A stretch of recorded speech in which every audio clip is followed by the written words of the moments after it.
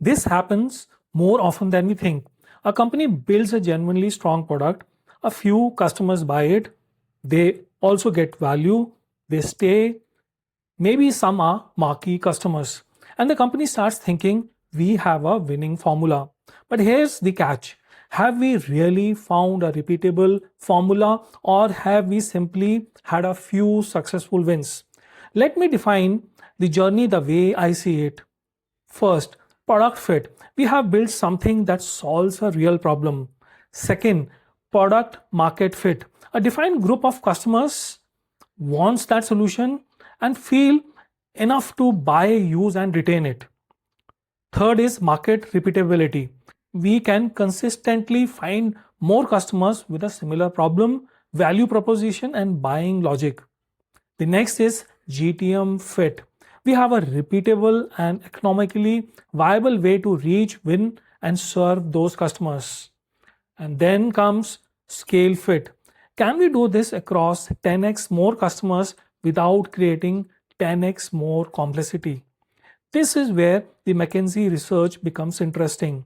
Their study of B2B SaaS companies found that some companies achieve initial product market fit but then get stuck in the growth stage around $10 to $20 million range because they struggle to reach a wider audience. Others grow further and then get stuck again during scale.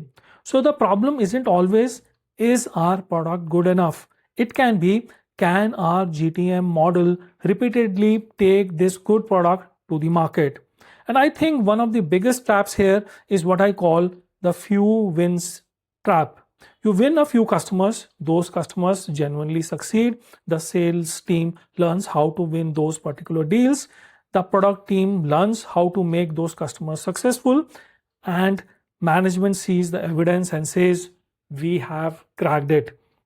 But have you? Because sometimes customer A's problem is very different from customer B's. Different workflow, different technology environment, different decision maker, different buying process, and also different implementation. So every new customer requires starting again, new discovery, new solution design, new integration, new implementation. You may be growing revenue, but you are also growing complexity. Your product team gets stretched, your pre-sales team gets stretched, your implementation team gets stretched. Your senior leaders get pulled into more and more deals.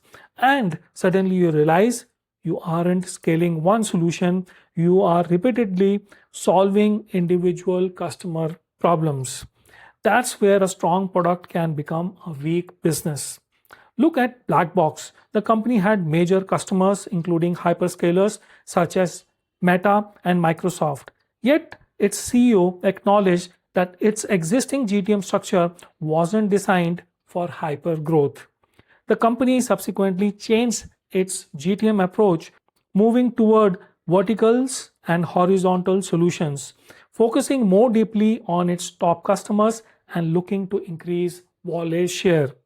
The lesson isn't that the product wasn't good.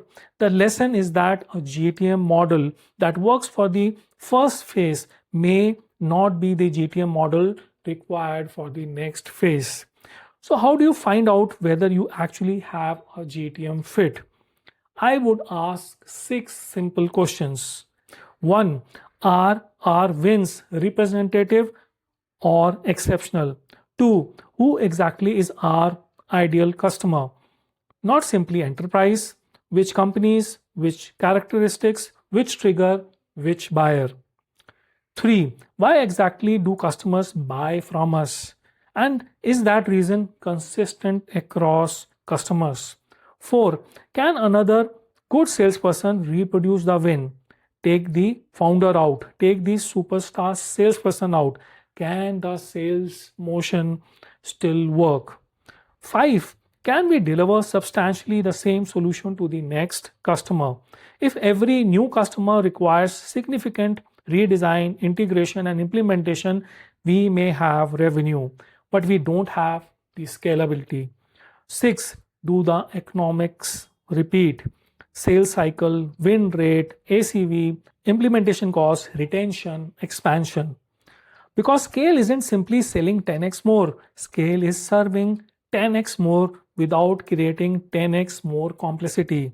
So perhaps the question is not, do we have customers who love our product? It's, what have our wins taught us that we can repeat? Because a few successful customers prove that you can win. Repeatability proves that you have a business model, and scale proves that you have built a company, a successful, profitable company.